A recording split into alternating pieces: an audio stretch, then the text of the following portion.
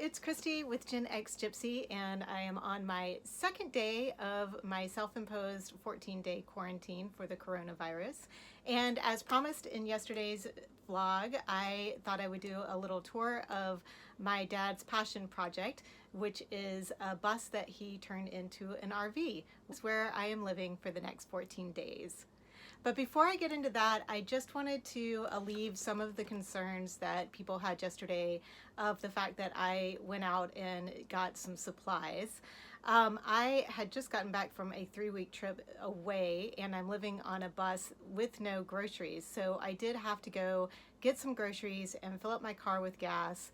When I was out yesterday running those few errands that I did in order to get some of the necessities that I will need for the next 14 days, I followed all of the CDC protocols, washing my hands thoroughly before I left the house, using hand sanitizer before and after going into each location, and making sure that I stayed at least 6 feet away from anybody that was around me during the shopping excursions. I used all precautions that I could in order to make it as safe for everybody around me.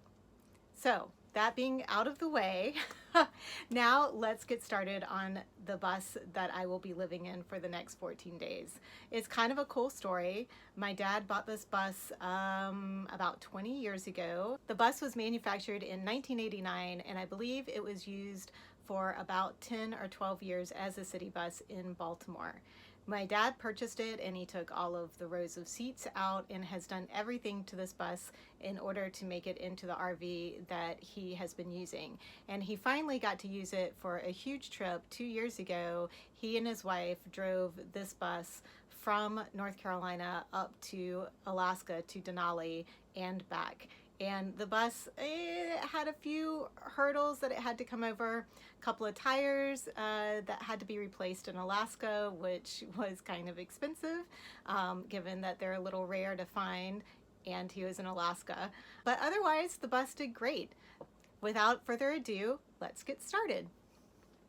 Here is the outside of the bus, which my dad and his wife call the sandcastle. As you can see, it still has the eagle emblem on the front from being an eagle bus. And this is what the sides of the bus looks like. And underneath those compartments is where my dad has put the water container and all of the mechanical stuff that helps to run everything that those of you familiar with RVs know have to go somewhere. So now we will see the inside. Watch your step. Welcome aboard. So there's the driver's seat. Right now it's got my quote moving boxes in there. There's all the necessary components for driving the bus, which my dad thinks he's going to teach me someday. I'm not so sure about that. My front view of a trucking company. I might add that this bus currently is parked at one of my dad's tower sites, so I'm kind of back in an industrial area. I am not at an RV park. Here is the living area of the bus. We have a nice little sofa, which I slept on when we were on our trip to the Grand Canyon, when I joined my dad and his wife for that trip. And then we have our little eating banquet here, which can also double as a desk. Unfortunately, the Wi-Fi here is only working back in the bedroom, so I guess my bed will be my office for the next few days. I've got a little whiteboard that I plan on using for putting my workout program on and following, hopefully, over the next couple of days. I'll let you know how that goes. We have a comfy loungy chair here, which I have used for just reading my books and talking to friends, because it's good to stay connected right now.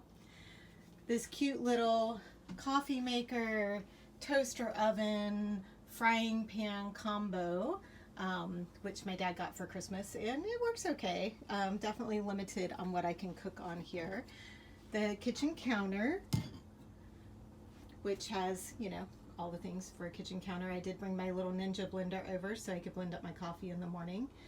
He does have a fan and light for the hot plate that he has that is stored below in the kitchen cabinets. Now remember, my dad put all of this stuff in. I believe he scored these kitchen cabinets from, I actually think he had these custom made, because then he had all the woodwork put up on.